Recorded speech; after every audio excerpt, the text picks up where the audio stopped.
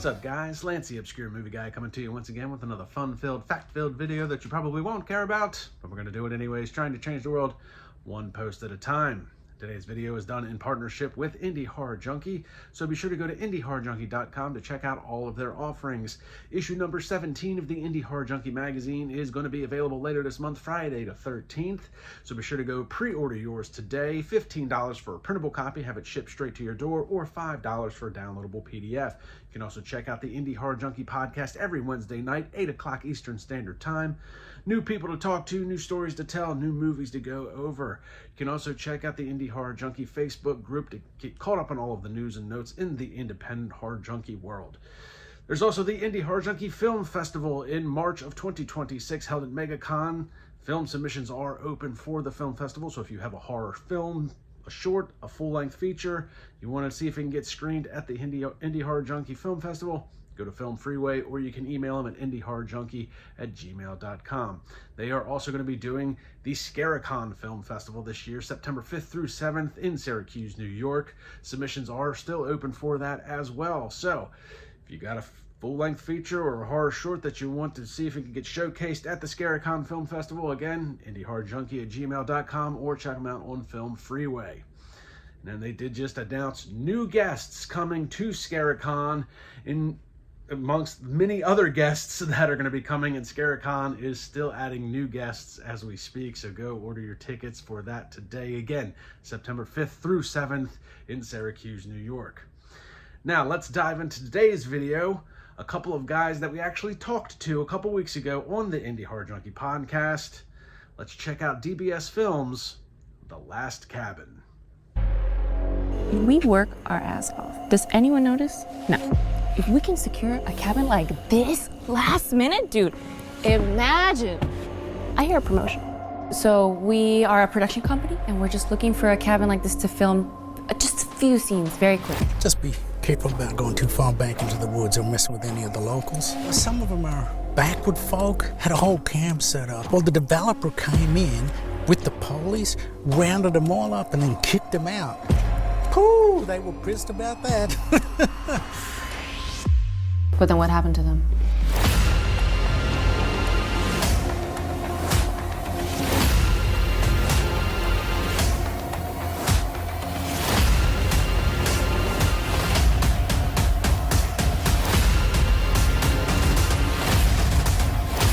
I think you guys did it. I think you guys found a perfect location for that. I am proud.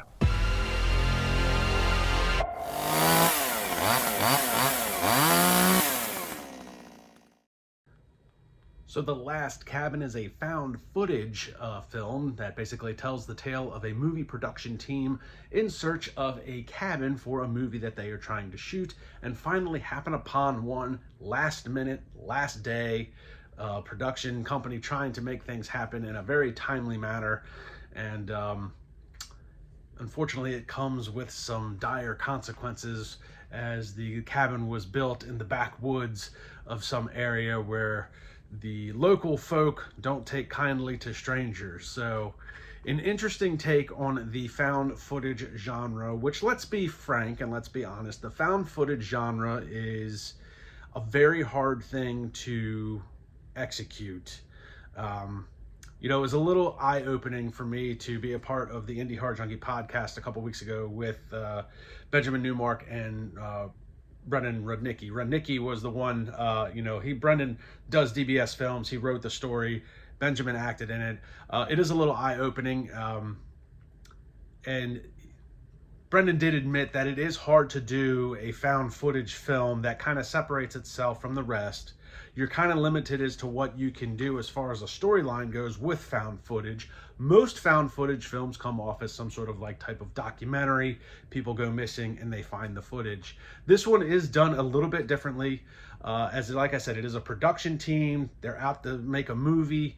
But the one guy, the camera guy, has strict instructions. Keep rolling, until, because basically what they want to do is they want to find this movie, but they also want some behind the scenes stuff of how they came about making this movie, which is why he was instructed, keep that camera rolling no matter what. But as the story unfolds, not only do they keep the camera rolling for various reasons, but different people take up that mantle of keeping the camera rolling. So I applaud Brendan for trying to deviate from the norm with found footage. And this is like the 4th or 5th found footage film that DBS Films has done. But they definitely went out of their way to try and at least maybe not separate themselves from the whole genre completely, but they tried to make something that was a little bit more original and different than from some of the other found footage films that they have done. So I definitely commend them for that. It is a very hard genre to try and execute, but it is a very passionate genre. There's a lot of people that are very into the found footage subgenre of horror. So, and that's kind of what this is akin towards. This is not set up as a traditional type horror film. You know, a lot of people might complain that the killings are done off screen, or, you know, things weren't, you know, the special effects weren't as good because, you know, of the lighting. But it's a found footage movie. So a lot of that stuff is trying to keep the film as organic as possible to how a found footage setting would be. So I commend them for that. Now, I will say that the plot is it's pretty much exactly as I said. It's pretty basic. And it's set up very much with the intent of there being plot convenience. If you take a look at it, like I said, it's a production team. They're going to try and make a movie. They need a cabin. And a lot of that was just set up in place to try and get to the killings as fast as possible. The pacing in this film, once it starts to get going, it's constantly going. And it only takes 10 minutes for it to really ramp up and people start losing their lives. So the pacing was, you know, whereas some of their other films might have been the pacing may have been too slow, this one may have been a little too fast because they put together kind of a clunky plot line to get the movie going. And then once you get past the clunky plot line at the beginning, trying to find this last cabin, then the killings start. The film kind of settles down a little bit and falls into that, you know, found footage, killing, horror type theme pretty easily. But the initial plot to get things going is a little clunky in the beginning of the film. Now, also because of that, there's also not a lot of story development. Just as an example, they keep talking about trying to make this movie, but there's a lack of context. I don't know what the movie's supposed to be about that they're making, and maybe that's not important in regards to what is going on screen, but it would have been a nice little touch to be like, we're trying to make a movie about this, or we're trying to make a documentary about this. Just some sort of context to why this production team is out in the middle of the woods looking for a cabin, just to give you some sort of sake of why they are there for what specific reason. Otherwise, they're just there as a camera crew looking at a cabin. It's whatever. The acting as well is also a little wishy-washy. There's some scenes where the acting is actually really, really good, and then there's some scenes where it's not so great. And the irony there is that a good example is the lead girl, Isabella Bobadilla, and if I'm saying that wrong, I'm sorry, Isabella. Her acting's kind of wishy-washy in the effect that the irony is she does really good in the horror aspect of it. Being chased, being under distress, you know, kind of ramping up the intensity, but like feels a little unnatural, like when something happens in regards to somebody else. Like that's not how a person would react in that situation. Or even some of the more laid back dialogue, the normal conversation, not as well. But when the things are happening to her, amazing. So acting, some of the stuff could have been, you know, maybe the lines could have been delivered a little bit more polished, but overall, it's not terrible acting. It's just there's a lot of high and lows between the characters of what's going on with them. Now, there is some other silly errors throughout the course of the film. Nothing that really detracts from it too much, just maybe some stuff that maybe I overanalyze. But, you know, in regards to one of the instances, there's a cell jammer that is in place, you know, so that the victims can't make a call outside while the cell jammer's in place, you know, and they're stuck in this cabin. They can't make a phone call out. You know, they make a notion that in order to get outside of the range of the cell jammer, they need to run or get like 50 to 100 yards away, you know, from the cell jammer. And one guy does attempt to do that, but I mean, he maybe ran maybe 50 to 100 feet. And maybe that's just me being a little nitpicky in that regard, but I feel like he was definitely not far enough away to get outside of that cell jammer range. And I guess maybe part of that too is that while he is outside of this cabin, the killers are out there. So they maybe could have done a little bit better job of having the killers maybe a little bit more present in that regard so that he couldn't get 100 yards away. But I kind of felt like he ran out of the house, ran 50 to 100 feet, got tired and was like, oh, I'm not going to make it. But again, maybe that's just me overanalyzing a silly error, something that could have been, you know, maybe done a little bit differently to make it feel a little bit more authentic. And another silly error, and I know part of this was definitely budget constraints and what they were allowed and not allowed to do at this cabin in real life. But something that struck me as kind of odd from a movie standpoint is you have these people that are trapped inside this cabin. The killers are outside. Obviously, they want them to come out or they want to get in. They just want to kill these people. But what struck me as odd is the cabin is beautiful, by the way. It's an absolutely stunning cabin. But it's got these big glass doors. And as opposed to just like throwing a rock through the window and coming into the cabin, you know, they're going to set the cabin on fire. So from a movie standpoint, it's weird because it's like, why set the cabin on fire if you can just break the windows and go in? Now, from a logistics standpoint, it makes sense because I'm sure that they weren't allowed to actually break the glass at the cabin in real life. So, you know, I get it, why they can't do that, but it is kind of odd when you're watching it and you see these beautiful glass doors and, you know, they're going to set the cabin on fire. And it's like, why don't you just throw a brick through the window and go get them? You know, so I get why that happened and why it didn't happen. You know, budget constraints. Obviously, you're only going to have so much permission to do so many things, especially with a low budget independent film like that, because there is no studio backing. You can't just throw money at people and be like, we'll replace your windows and doors.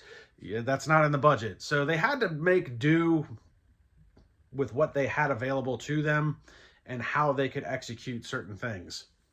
Now, despite the film's shortcomings, its clunky plot lines, some of the acting was a little wishy-washy, and some of the silly errors, there is a few bright spots with this film that, if you're a fan of the found footage genre, I think would really resonate with some of the fans.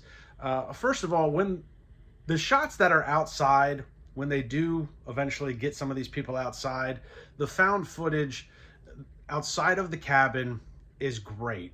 It looks good. You know, and I enjoy the fact that they tried to make the found footage outside of the cabin as authentic as possible. So you have this handheld camera with a single light. You know, it's only going to have that certain focal point in which it can illuminate, and it works well. Now, while a lot of the killings are done off screen, it doesn't come short when it comes to jump scares. The jump scares are brilliantly executed, well-timed, well-positioned throughout the film, and it works great with the lighting because you only have that singular focal point that camera can project to. That was all done really well done. There was a couple of on-screen killings, one in particular when one of the other production members shows up after the mayhem has started, and I don't want to give too much away. She does get captured. Her death is on screen, and it is really well done. The practical special effects that were done with that was very authentic looking, and her acting in that scene was spot on. That was one of the best scenes throughout the course of the whole film, was unfortunately that girl meeting her demise.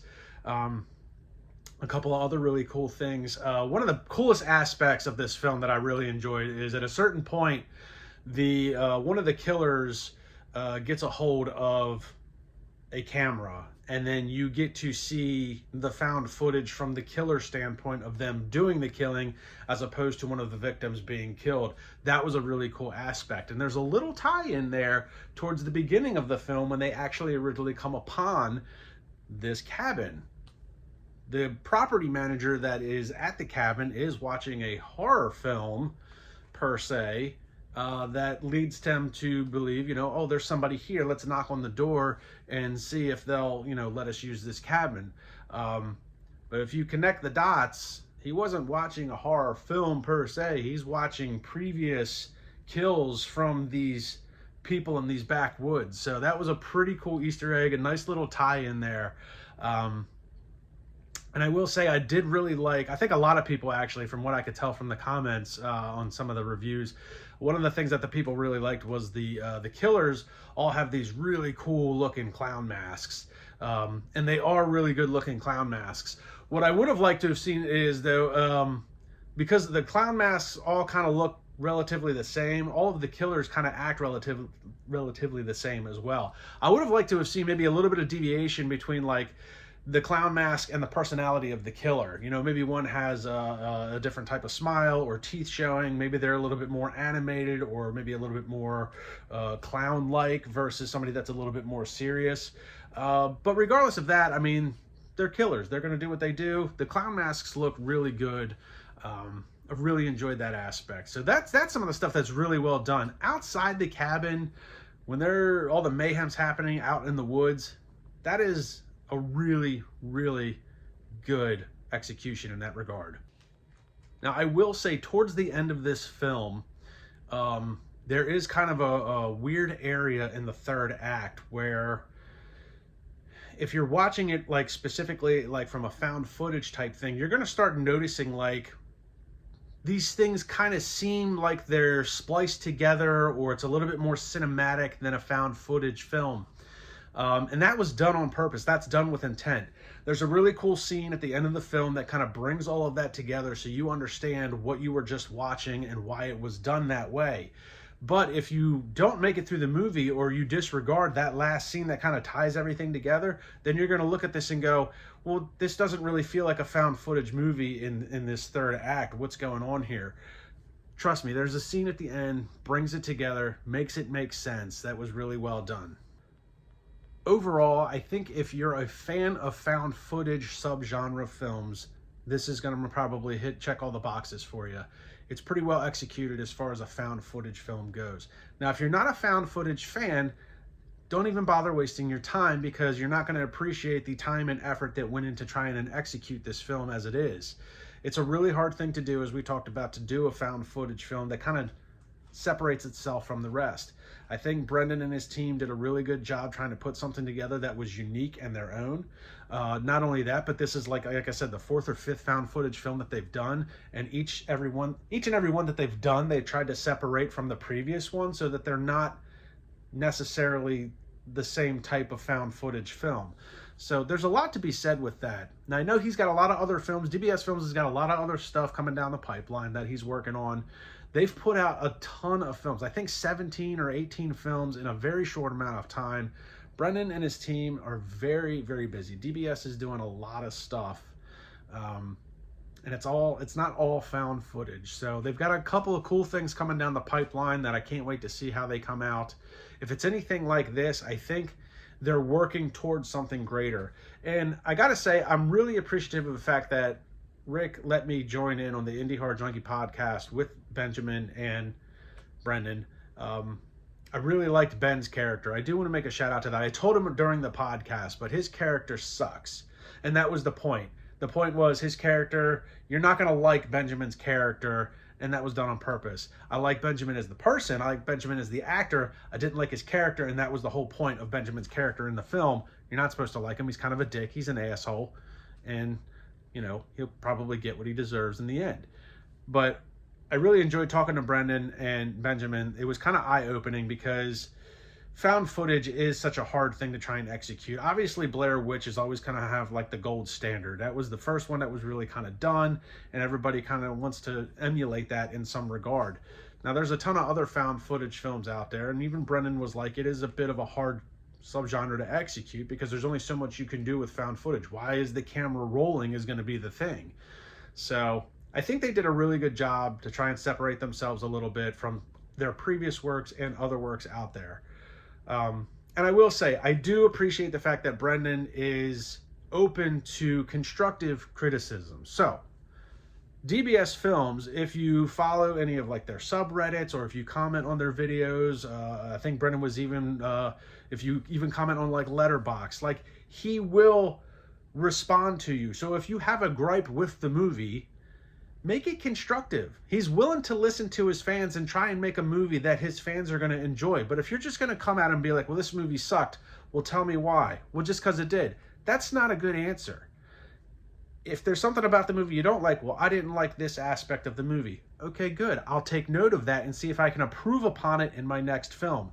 He's open to constructive criticism. That says a lot about a filmmaker who is open and receptive to constructive criticism. Nobody's ever going to make a perfect movie, maybe with the exception of Smokey and the Bandit, and I stand by that. But regardless of that, everybody wants to make a perfect movie. Nobody's ever going to make a perfect movie.